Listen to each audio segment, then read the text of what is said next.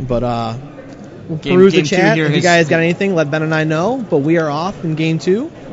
Yep. Richard Feldman on the left of your screen versus Justin Souza on the right of your screen. And both players led off the match this game with Terramorphic Expanses. End of turn, Richards went and sought out an island, and we'll see what he does here. Draws another island off the top.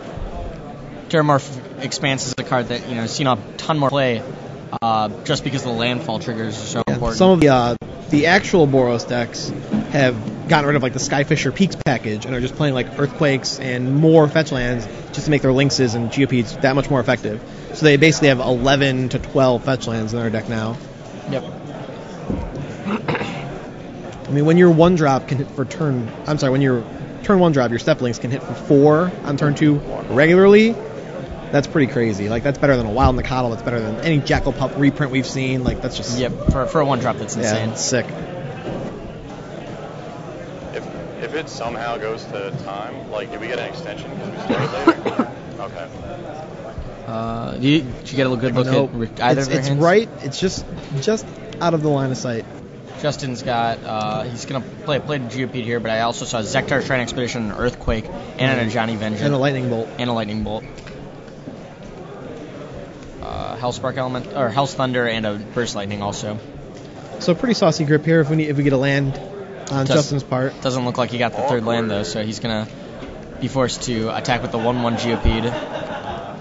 I'm doing 2. Before that, Rich is going to go to 19. We'll see what he does here with 3 mana. Yeah. Still have yet to get a good look at his hand, you guys, so we'll see what he does. It's a surprise to me, too. I know I'm anxious. I want to see what he does. Yeah, I'm really curious about his deck. Seems really interesting. Looks like Terminate. That's kind of anticlimactic. We've seen that all day. Jen does that one. Yeah. Justin. No creativity points. Justin's probably just going to play the Zektar Shrine Expedition here. Although it's not going to gain a counter this turn, but... Right. What can you ask for? But we've got at least a Spreading Season. We got a Spreading Season and a Ponder in Feldman's hand. This is actually just I don't know too much about Feldman's deck just because we haven't seen it very much of it, but this is probably the exact start that he wants to see out of his opponent. Just all the time in the world to just set up what he wants to do, no pressure. Yeah, this looks much more favorable for him. Feldman's deck probably needs to be a turn or 2 ahead of his opponent's deck to have a good shot at winning. Just have 2 more mana sources in play, and that missing land drop probably going to do it. I think people are getting over their fear of blue. We've seen a lot of blue decks. Bant, well, not necessarily blue in the traditional sense. There's a lot of Bant decks today. Haven't seen any yet here live on GG's Live, but a lot of Bant decks, a lot of these blue 3-color control decks now, so it's slowly reemerging. Well, in the process, Justin drew his third land and attacked in with the Hell's Thunder. But, dropping Rich to 15 and now 14 off the second Scalding Tarn. See what Feldman can draw up. But it was a Tarn, so no black here. We won't be seeing a Blood Witch or anything. But I'm sure he can do something pretty powerful. Yeah, I think once he gets to 6, things probably get crazy.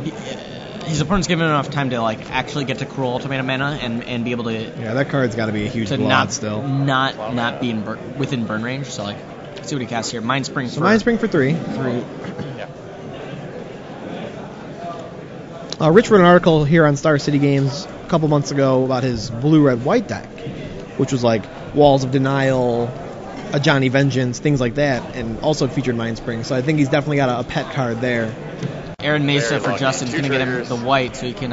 So we'll have 3 counters on our shrine, 3 counters on the shrine, and the white for the Ajani. Yeah, for the Ajani. Maybe lock down that black source. Or he's going to get a mountain.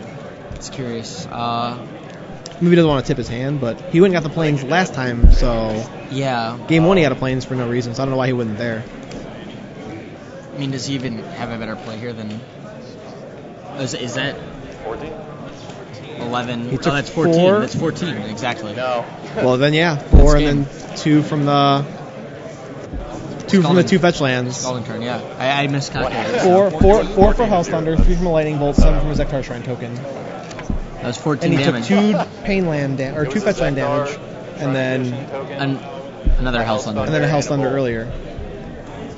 So that's game. Well, that is. Don't blink. Yeah. I definitely miscalculated because if it weren't the game there, then obviously the Johnny Avenger was better. But What do we know? yeah, clearly did. that's why we're sitting back here. We're not Right. X1 in Yep. Star City Games 10K, right? Yep, that is true. That was I'm gonna turn the booth over to Ben. I'll go see if I can get Well, what we're going to do, we're going to Yeah. get the head judge over here because that was interesting in the last round. So we want to talk to Jason for a little bit? And we're going to try to grab Jason. I think Ray's going to pull him over. I'll go get Ray, get the judge, and then Sure. Ray can interview him, and then you can sit. Yeah, no problem. We have that was, as you guys were watching, that was a pretty fast match. So a lot of time left here in round